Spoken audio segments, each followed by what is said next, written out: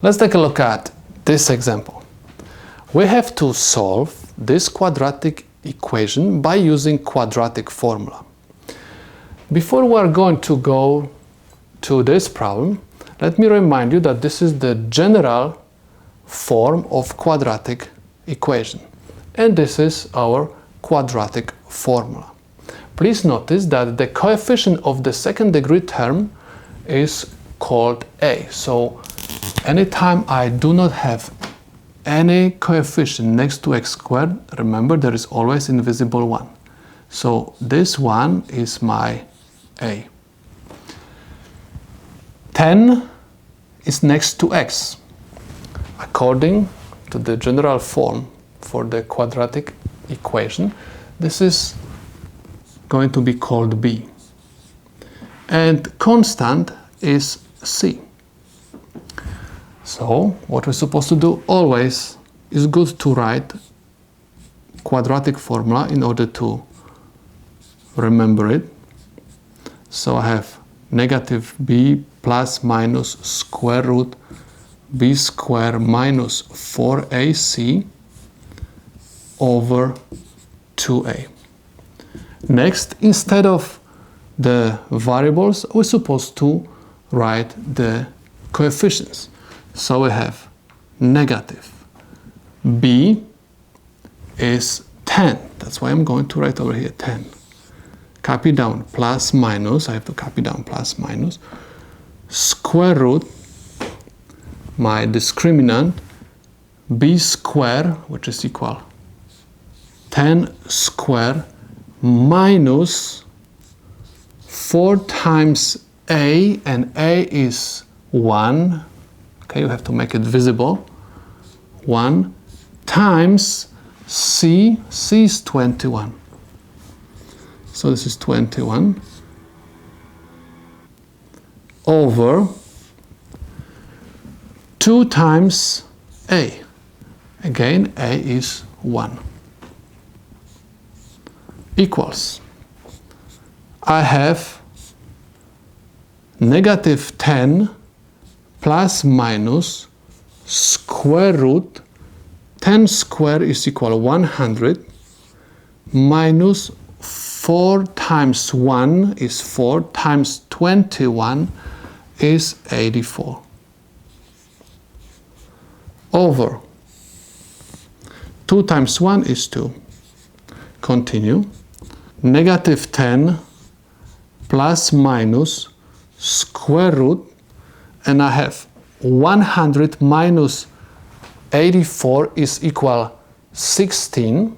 So I have to write 16. This is the value of my discriminant, and keep in mind, anytime we have discriminant greater than 0, we are going to have two solutions, two real solutions, and we have fraction bar over 2. So I expect to get two real solutions. X equals negative 10 plus minus square root of 16 is equal 4 over 2. So we are going to have two solutions. I have x equals negative 10 plus 4 over 2, and this is equal negative 10 plus 4 is equal negative 6 over 2, which is equal negative 3. This is my first solution. And we have x equals negative 10 minus 4 over 2, which is equal negative 10, negative 4, or we can say negative 10 minus 4 is equal negative 14 over 2 is equal negative 7.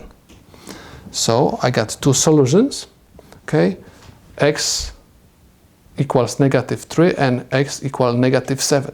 If you want to verify that your answers are correct, you're supposed to substitute the x's in the original equation, first by negative 3 and after that by -7. So let's verify if they are correct.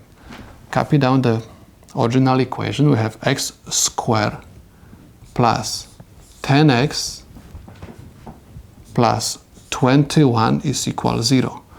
And first I'm going to use -3. So I have -3 to the second power plus 10 times -3 plus 21 must be equal 0. -3 to the second power is equal 9. 10 times -3 is equal -3